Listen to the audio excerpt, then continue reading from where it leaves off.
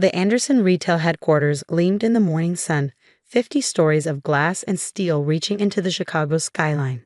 I stood in my brother Mark's new office, formerly our father's office, and tried to keep my expression neutral as he delivered the news of my termination.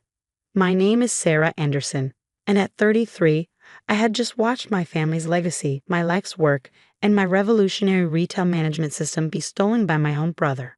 It's nothing personal, Sarah, Mark said, leaning back in Dad's leather chair, the same chair where our father had sat 6 months ago, before his stroke, telling me how proud he was of my innovations.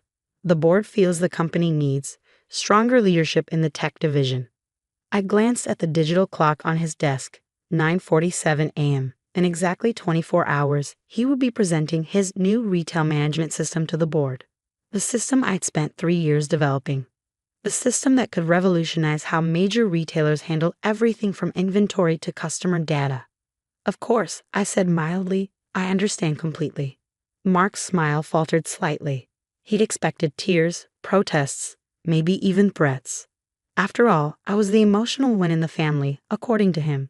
The one who cared too much about employees, who wanted to revolutionize retail for more than just profit.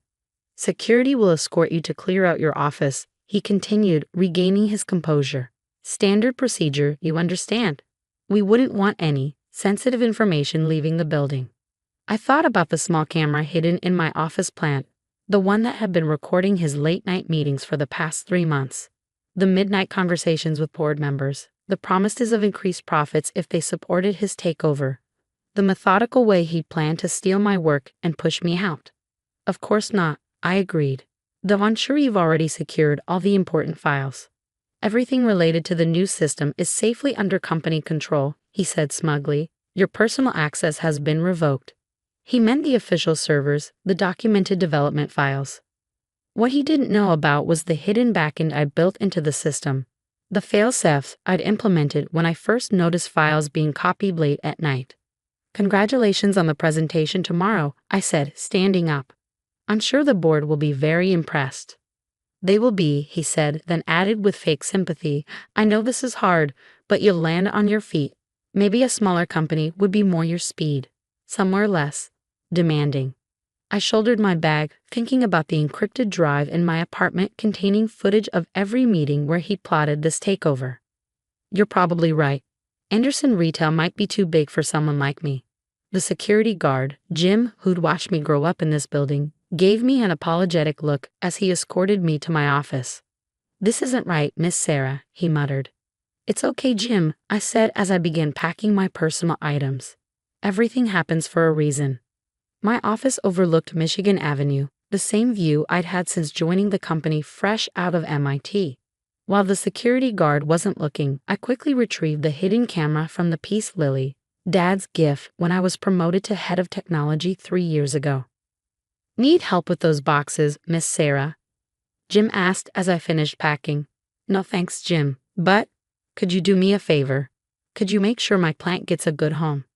Maybe in the security office? It needs water every 3 days. Jim nodded, understanding in his eyes. He'd been here 30 years, had seen the way things had changed since Dad's stroke. I'll take good care of it, he promised. In the elevator, I checked my phone. 3 messages from Lisa, my lead developer. They're locking us out of the system. Mark's team is taking over everything. What do we do? I typed back, stick to the plan. See you at the usual place tonight. The lobby was busy with morning traffic, employees hurrying to their offices, unaware that the company they worked for was about to change forever. Janet, the receptionist who'd given me candy when I visited Dad as a child, wiped away tears as I handed in my security badge. This isn't what your father would have wanted, she whispered. I know, I said. But sometimes things have to break before they can be fixed properly. Outside, Chicago's spring air was crisp and full of promise. I walked to the corner where my car was parked, placed my box of belongings in the trunk, and pulled out my other phone, the secure one that even Mark didn't know about. A text from my contact at the SEC. Documentation received. Extremely interesting reading. Meeting still on for 3 p.m. Confirmed, I replied, bringing additional evidence. That evening, I sat in my apartment reviewing the video footage from the hidden camera. Mark's face glowed with triumph as he outlined his plan to various board members. Sarah's too soft for this business. The system needs a stronger hand. Think of the profit margins if we implement it my way. Of course, I developed the core concepts. I just let her handle the technical details. My laptop pinged, an alert from the hidden backend I built into the system. Mark's team was trying to modify the source code, probably removing my digital fingerprints. Little did they know that every change they made was being logged, every attempt to alter the documentation creating an unalterable record of their tampering. My phone buzzed. Lisa calling. Everyone's in position, she reported. The team is ready. But Sarah, are you sure about this? Once we do this. There's no going back, I finished. I know, but Mark left us no choice. He's not just stealing my work. He's planning to turn the system into something it was never meant to be. Something that would hurt thousands of employees, millions of customers. Your father would be proud, Lisa said quietly. I looked at the photo on my wall. Dad and me at my MIT graduation, his face beaming with pride. He'd built Anderson Retail from a single store into a national chain, but he'd never lost sight of what mattered. The people who made it work. Tomorrow's going to be interesting, I said. Make sure everyone's ready. After hanging up, I walked to my home office and opened the hidden wall safe. Inside was the evidence I'd been gathering for months. Financial records showing Mark's manipulation of company funds, documentation of his secret meetings with competitors, and most importantly, the original development logs of my retail management system. I pulled out Dad's letter, the one he'd written just before his stroke, the one Mark didn't know existed. Tomorrow, its contents would change everything. The next morning, I dressed carefully in my best suit, the one Dad had bought me when I became head of technology. As I fastened my mother's pearl necklace, I thought about legacy, about responsibility, about the right way to run a business. My phone buzzed. Board meeting starts in 1 hour. Everything is in place.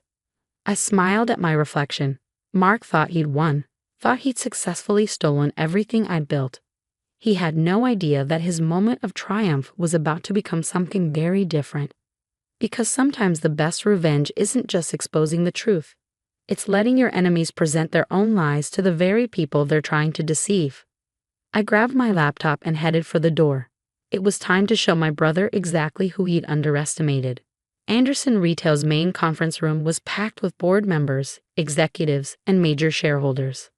I slipped in quietly just as Mark began his presentation, taking a seat at the back where my brother's triumph would have the perfect view of its own undoing.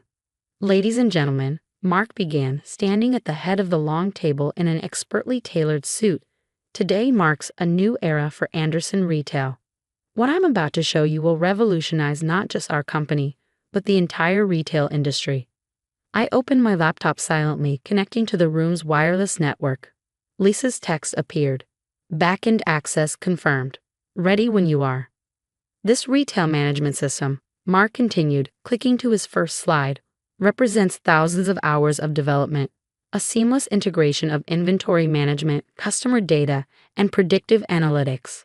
My fingers moved across the keyboard, accessing the hidden protocols I built into the system.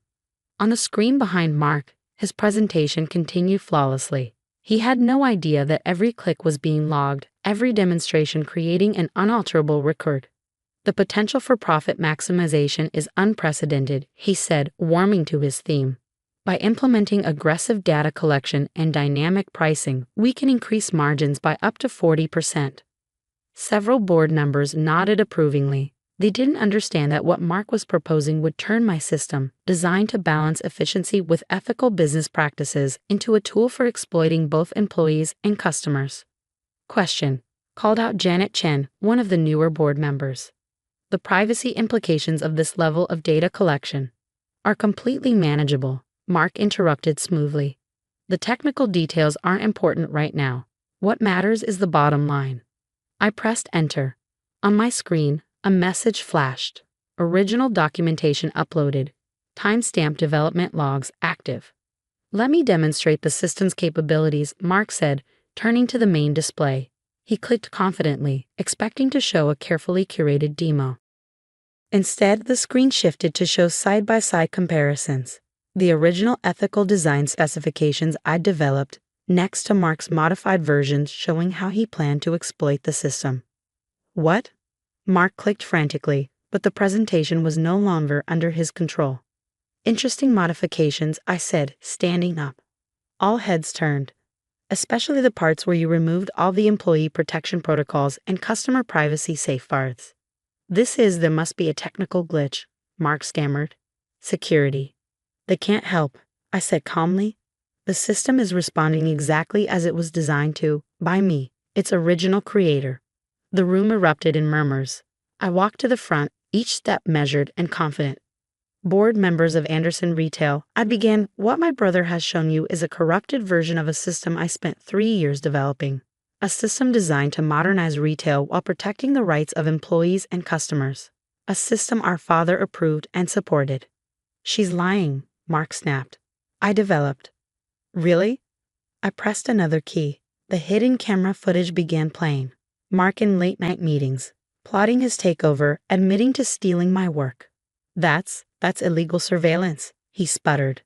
Actually, said a new voice from the doorway, it's evidence in a federal investigation.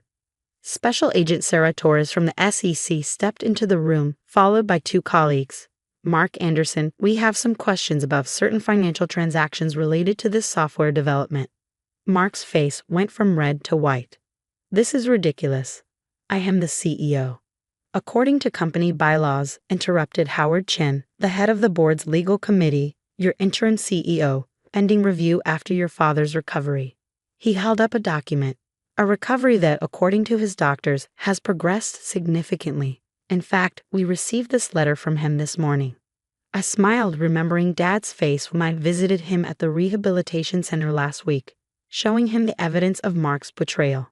His hand had been steady as he'd signed the letter revoking Mark's interim authority. The original system documentation, I said, distributing tablets to the board members, shows exactly how the development proceeded. You'll also find evidence of how Mark attempted to modify it for unethical purposes, along with records of his financial misconduct. The board members scrolled through the documents, their expressions darkening. Mark looked around wildly, finding no allies. You don't understand, he tried. The profit potential is substantial even without exploiting people, I cut in. The system as originally designed would increase efficiency by 30% while improving employee satisfaction and customer loyalty. I have 3 years of test data proving it. Which is why, Howard Chen said, the board will be calling an emergency session to review leadership of both the company and this project. The next hour was a blur of SEC interviews, board discussions, and security escorting Mark from the building. I sat in Dad's office, Mark's office for such a short time, looking at the city sprawled below. Miss Sarah. Jim the security guard stood at the door. Your father's here. Dad walked in slowly, leaning on his cane, but his eyes were clear and sharp. I'd always knew, he said, settling into his old chair, that you were the one who truly understood this business. The way you built it, I said, not just for profit, but for people. He nodded. Mark never understood that. Success without ethics isn't success at all. The next few weeks were intense. The board unanimously voted to reinstate Dad as CEO, with me as Chief Technology Officer and heir apparent. Mark faced SEC investigations and criminal charges. The system rollout proceeded as originally designed, earning praise from both industry analysts and workers' rights groups. 1 month after the board meeting, I sat in my new office, not Dad's, but one with an even better view of the city. Lisa knocked on the door. The first quarter results are in, she announced, grinning. Employee satisfaction up 42%. Customer retention improved by 35%. And profits, she paused dramatically, exceeded all projections. Send them to Mark, I said, in his new office. The Federal Investigation Office. He never understood. I said that doing the right thing could also be the profitable thing. Dad stopped by later that day, moving better now after months of rehabilitation. Your mother would be proud, he said, looking at her picture on my desk. She always said you had my head for business and her heart for people. I thought about legacy then, not just the buildings and profits, but the impact we have on lives. Mark had wanted to build an empire. I wanted to build something that mattered. Last week, I received an invitation to speak at a retail industry conference. The topic? Ethical innovation. The future of retail technology. I thought about Mark sitting in his prison cell after his conviction for fraud and corporate espionage and realized that sometimes the best revenge isn't about destroying your enemies. It's about building something so meaningful that their attempts to destroy it only make it stronger. The Anderson retail headquarters still gleams in the morning sun. But it's different now. Employees smile more. Customers praise our service. The board talks about ethics as much as profits. And every morning, when I walk through the lobby, Janet still offers me candy, just like she did when I was a little girl who dreamed of making her father proud. Sometimes the greatest victory isn't in the moment of triumph, but in what you build after the battle is won. Mark tried to steal my work, but he could never steal my vision. Because true success isn't just about power or profit. It's about creating something that makes the world a little better than you found it. That's what Dad taught me. That's what I proved. And that's the real legacy I'll carry forward. The security camera footage from my office plant still sits in my safe, a reminder that sometimes the best defense against betrayal is simply letting people reveal their true nature. But I don't watch it anymore. I'm too busy building something better. After all, success is the best revenge, but only if you succeed in the right way. And as I review plans for expanding our ethical retail system nationwide, I know that the right way was worth fighting for. Because in the end, it's not about who wins or loses. It's about how you change the game itself.